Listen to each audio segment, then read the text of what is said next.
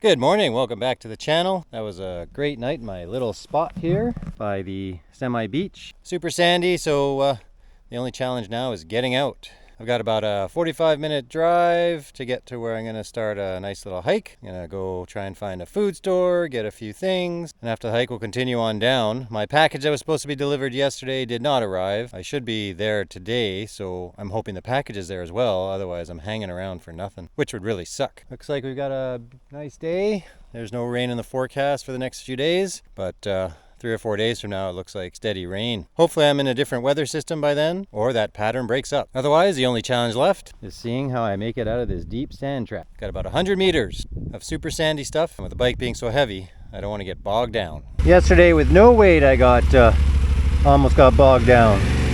So, let's see, once I get moving, I can't stop.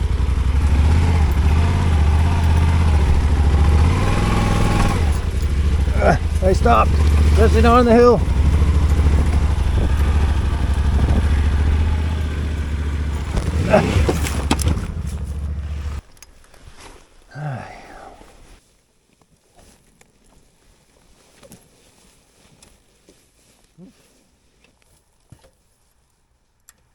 One of the easier lifts I had. You just have to get there.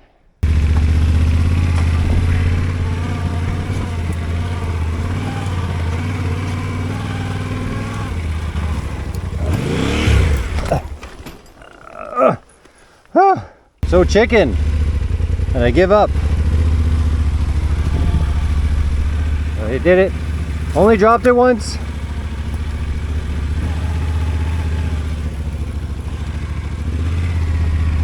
I know you gotta punch it in the sand, but man, that's a tough one. Okay, onwards we go. Super calm this morning. It was so windy yesterday.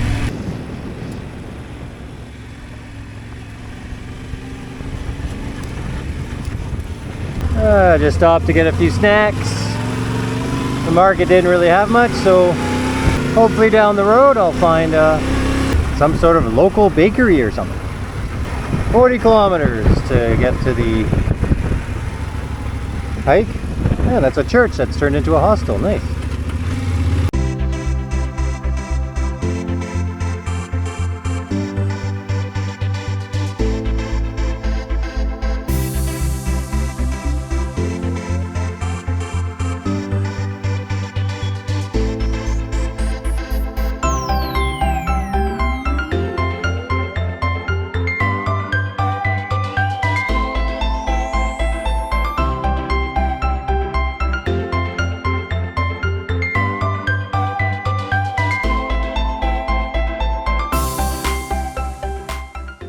This is Fishing Cove, a 6K hike down to the cove.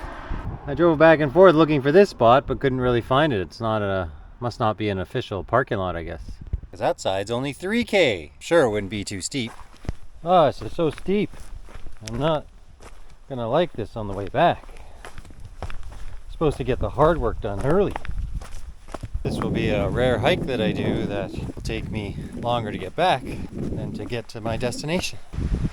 3 kilometers in 30 minutes, so probably just over an hour to get down, probably an hour 45 I'm guessing to get back up. Been pretty steady downhill so far. I was hoping that maybe it would just be a couple K steep down and then relatively flat to get to the cove, but it looks like we're just going to be going downhill all the way.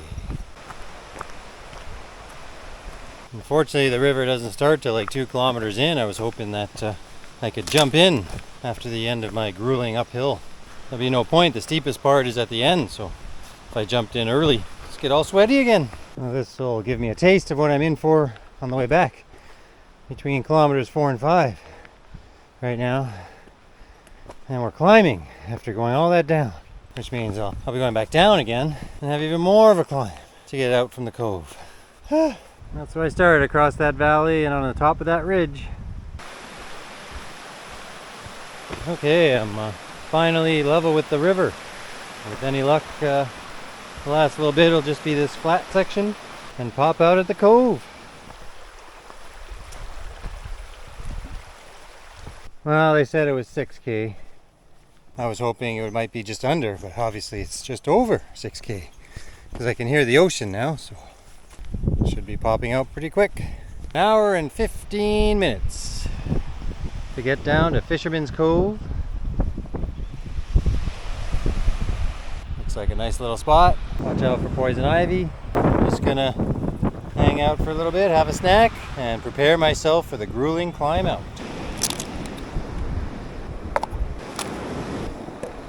There's seals frolicking about right in front of me.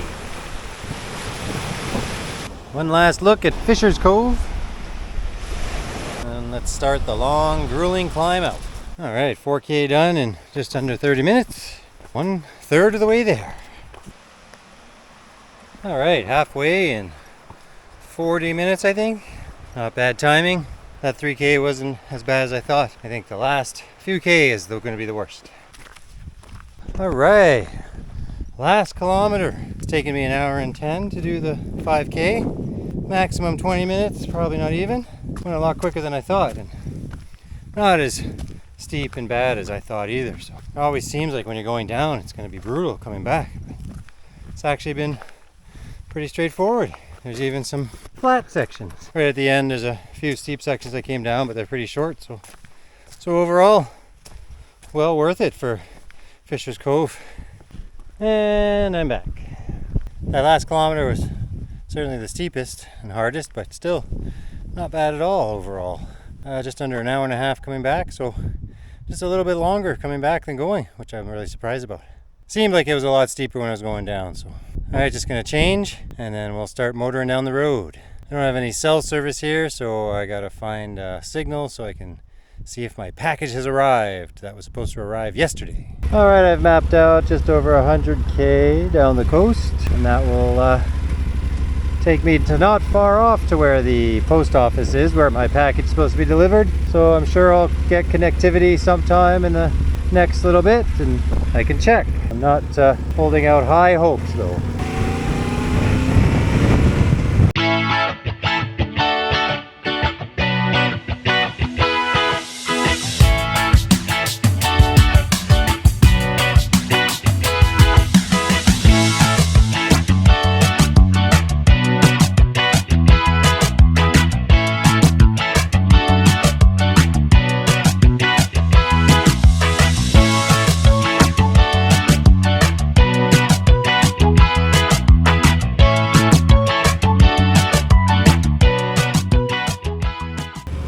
See if I can explain this as calmly as possible without losing my mind. Bought the new camera from Best Buy and had it delivered, was having it delivered to an address at a post office. And because it's a PO box, Purelator won't deliver it. Meanwhile, Best Buy knows this and still accepted the PO box address. So when I called Purelator, they're like, oh no, you have to contact Best Buy. And Best Buy has to change the address. And meanwhile, since I'm traveling and only passing through, that's going to take like 2 days before anything happens. If I don't pick it up, it'll get returned. I'm so mad right now, and I don't understand how these companies stay in business. I've never had a good experience with any delivery company. They're all brutal.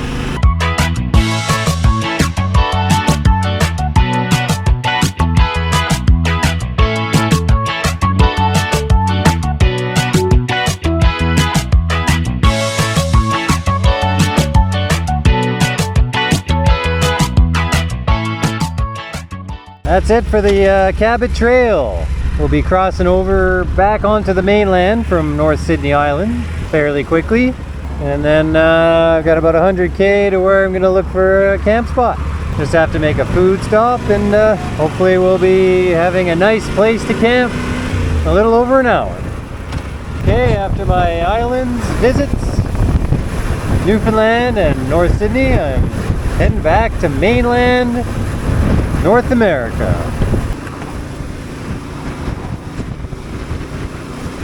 This causeway attaches North Sydney and North America.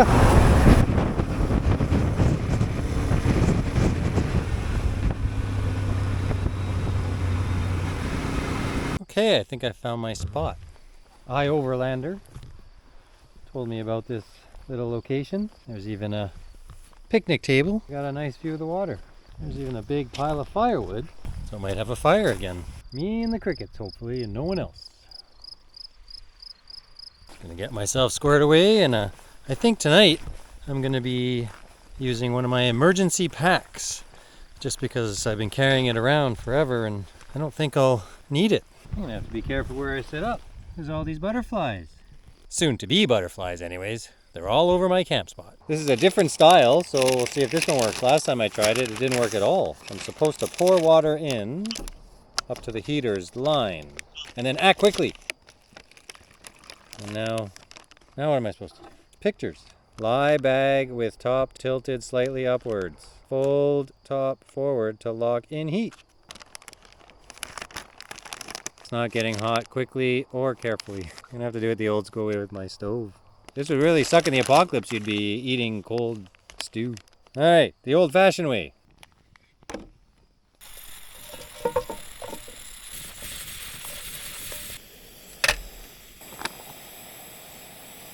All right, starting to get pretty dark. Got myself a little fire going.